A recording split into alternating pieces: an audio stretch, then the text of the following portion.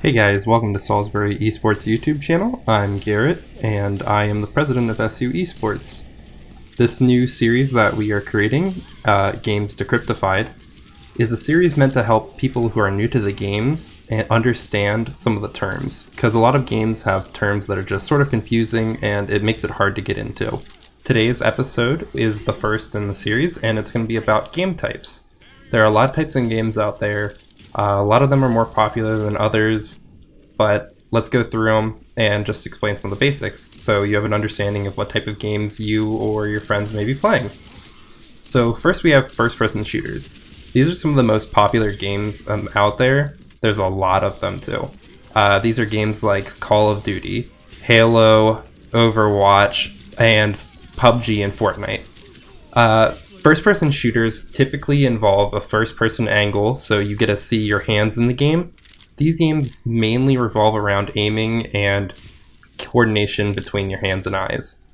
These games are really popular for a number of reasons, one being that they're very action-heavy, they can get very exciting, and they're overall just generally available to people. So a lot of people play them because their friends also play them, and that's actually a huge factor in the success of games. Another thing similar in style to FPSs is the Battle Royale. Battle Royale typically involves a large number of players, and slowly but surely the players beat each other, they kill each other, whatever, and you slowly go down until there's one player left who's the winner. The biggest example of this is Fortnite, and these type of games tend to be first-person shooters, as again, they're just one of the most popular genres of games. They're not the easiest to code for, but you know a first-person shooter is going to get at least some people playing it.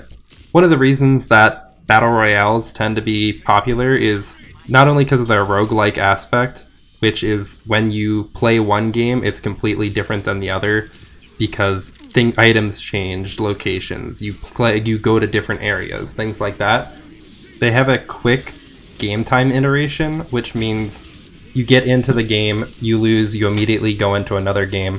A problem with other games is that once you start losing, there is no coming back really, and you're sort of locked into a losing game.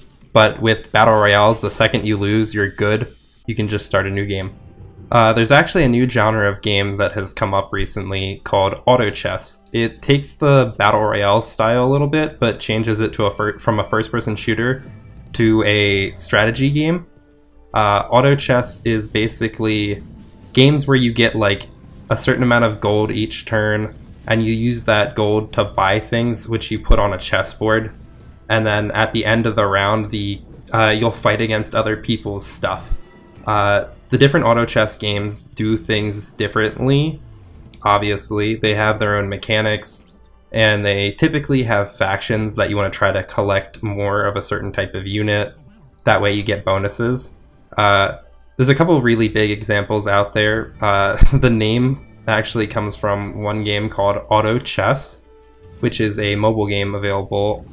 And there's also the big one, which is Teamfight Tactics, which is made by Riot Games. Speaking of Riot Games, we're going to move into our next game type, which is MOBA.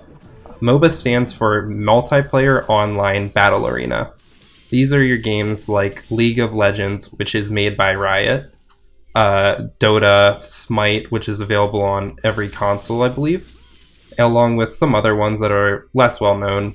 I believe there's some VR ones as well.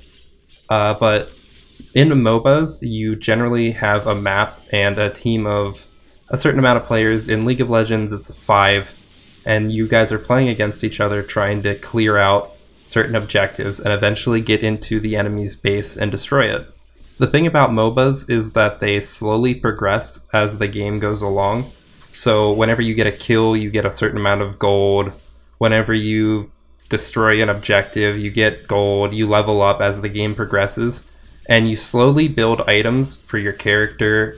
You get to decide what the items are, obviously, but you sort of build up your character, you make them stronger, until eventually you're able to crash into the base. If you play MOBAs, then a lot of people would actually recommend you try out something which is called an RTS. It's a real-time strategy game. So real-time strategy games are things like StarCraft. Usually it's 1v1, so it's a player against another player, and you slowly gather resources. You have like a little base that and some units to control, which you use to gather stuff. You make it build things, and eventually you sort of build up an army, and you fight with your opponent, and you try to blow up all of their stuff. RTSs are really tactical, and as their name implies, you need a lot of strategy. A lot of people actually equate them to chess, like a live version of chess. RTSs honestly have started to fall out of favor with gamers. A lot of people really don't like them. They have a hard gap to get into the game. Like, the learning curve to be able to actually play the game is huge. One of the earlier versions of an RTS that was kind of popular is a game called Age of Empires. It's a starting point for a lot of players, and it's still a fun series to check out, though it is a little bit dated. Again, continuing along with strategy games, we have trading card games and online card games. This is your game like Magic the Gathering or Hearthstone. Shadowverse is I think it's not so new, but it's definitely not as big as the other two. The big ones are Hearthstone and Magic. The whole premise of a trading card game is the ability to fully build your deck. Now, there are some restrictions on the cards that you can use, such as Magic's, you can only have 4 copies of a card rule, and Hearthstone's 2 copies rule. A lot of people like these games because they're extremely customizable. You're able to sort of build a deck that just sort of goes with you. It's like your personality, something like that, at least in the casual state. These games slowly, progressively get a lot harder, especially as you go higher up. They also rely a lot on randomness just because of the way they're built. Trading card games tend to be in person, while online card games are, well, online. Besides the random aspects of the game, they tend to be completely skill-based. It's a lot of knowing your matchup. It's a lot of knowing how to actually play the game. Magic the Gathering has actually been voted the most complicated game in the world. So, despite being pretty easy for people to pick up and being pretty simple in the early stages, as you start to become better and play against more people, the plays just become so crazy that like half the time people can't even agree on what the right decision is. Next up, we have a pretty broad category. This is the RPG, other known as the role-playing game. They're really, really diverse because it's a general and broad statement. So role-playing games tend to be games where you slowly get better, like your character, not you. As you play the game, you learn new abilities, you get better equipment, and a lot of games just use this aspect as part of their main gameplay. Big examples of RPGs would be Skyrim. Dungeons and Dragons isn't an online game, but it is one of the bigger examples, as it's really well known to most people. Honestly, off the top of my head, I can really only think of Pokemon as an example of an RPG that's actually competitive, but they tend to be more just sit-at-home games. There's actually another version of an RPG, which is called an MMORPG, other known as a massively multiplayer online role-playing game. These are your games like WoW, RuneScape, and I believe Warframe is also considered one. These games, for lack of a better term, are pretty repetitive. Not in a bad way, it's just their main gameplay loop, which is like kind of grinding for a certain item. Like, WoW is about getting levels and going through dungeons to get more armor, and use that armor to play in more dungeons, which kind of seems boring, but like it's actually pretty fun. There are actually 2 reasons why these games are really popular. One is the fact that it's just kind of relaxing. You may be doing the same thing over and over, but it's not the same thing. Like, you're going through a dungeon, but it's slightly different, you're using different abilities, but it's kind of just relaxing.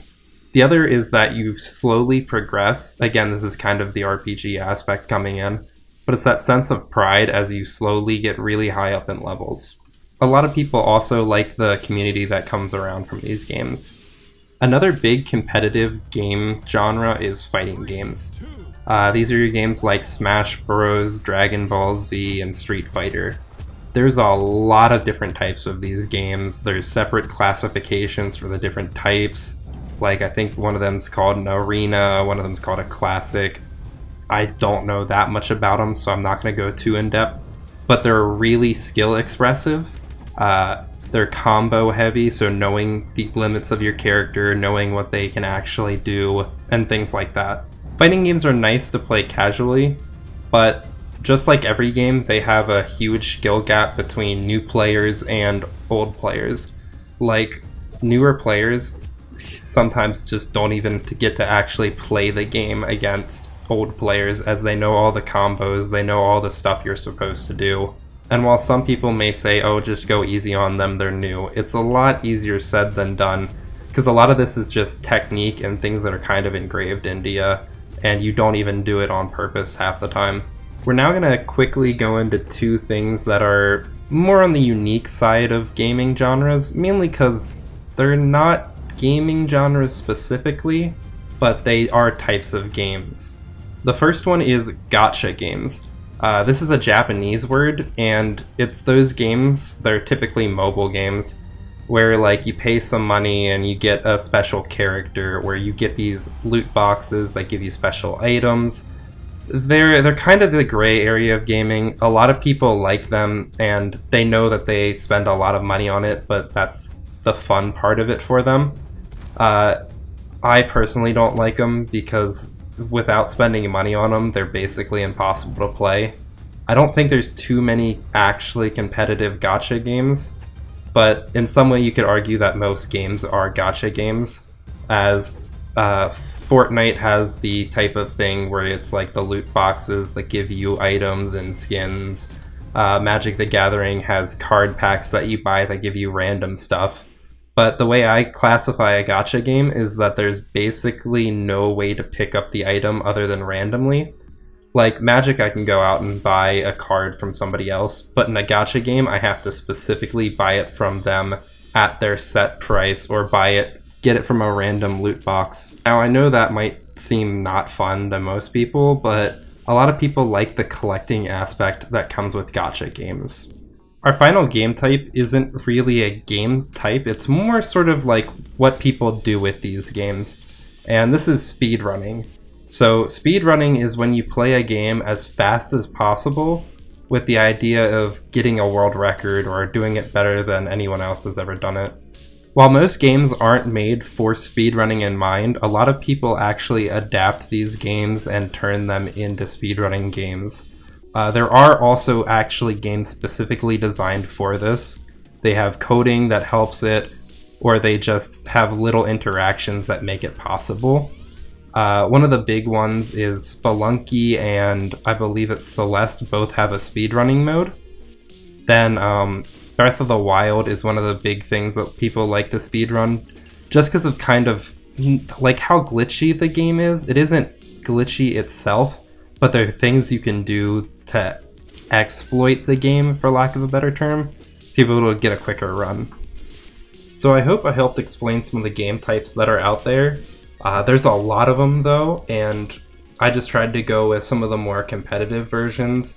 Like there's also simulation games which are about simulating stuff. But if you have any other game types that you would like to know about, feel free to message us down in the comments and I will try to get back to you with an answer. If you enjoyed this series, make sure to like and subscribe, and I will see you next time.